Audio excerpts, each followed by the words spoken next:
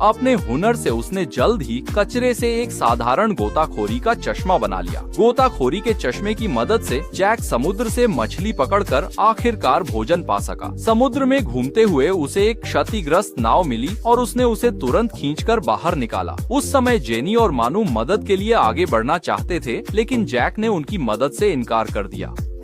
विवश होकर उन्होंने जैक को अकेले ही समुद्र तट पर टूटी नाव ठीक करने दिया। हालांकि जेनी को अब भी अपराध बोध था, पर जैक का ठंडा रवैया देख पूरी तरह हताश जेनी ने आखिर अपना फैसला ले लिया। मनु के साथ चांदनी रात में आजादी का मौका पाकर जेनी ने छोटी नाव चुराने का सुझाव दिया। मनु की सहमति मिलते ही दोनों ने चुपके से जैक पर नजर रखनी शुरू कर दी। अगली सुबह मनु ने देखा कि जैक ने नाव ठीक कर दी थी और मछली पकड़ने चला गया था। इसलिए उसने तुरंत जेनी को जगाया और उसे जल्दी करने को कहा। समुद्र से जैक को दबंगई से पीछा करते देख दोनों ने तुरंत नाव को समुद्र में धकेल दिया, लेकिन उन्हें नहीं पता था कि यह सब जैक की चाल थी।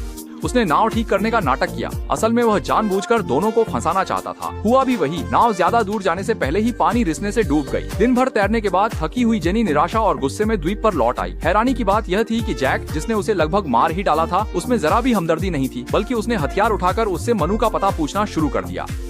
थके हुए मनु को किनारे आते देख जैक ने जेनी की परवाह न करते हुए उस पर भाले से वार किया। घायल मनु ने जानलेवा पलटवार किया और जेनी की मदद से जंगल की ओर भागा। मनु के भाग जाने पर पकड़ी गई जेनी को अकेले ही पागल जैक का सामना करना पड़ा। जब वह गहरी निराशा में थी, हथियार ढूंढकर मनु फिर लौटा और जेनी को लेकर जंगल में भाग गया।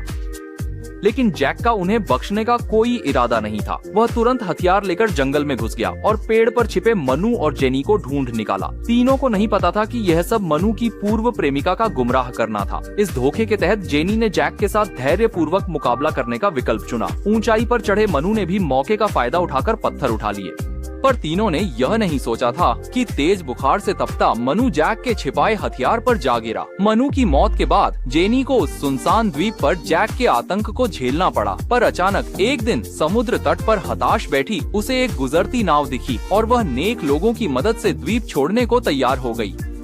लेकिन जाने से पहले उसने जैक का लाइटर ले लिया और उसकी मौजूदगी सबसे छिपा दी। हालांकि समुद्र में मछली पकड़ रहे जैक ने जल्द ही नाव को देख लिया, लेकिन डेक पर केवल जेनी होने के कारण किसी ने उसकी पुकार नहीं सुनी और समुद्र में धीरे धीरे हताश होते जैक को देखकर जेनी के चेहरे पर आखिरकार एक विजयी मुस्कान आ गई।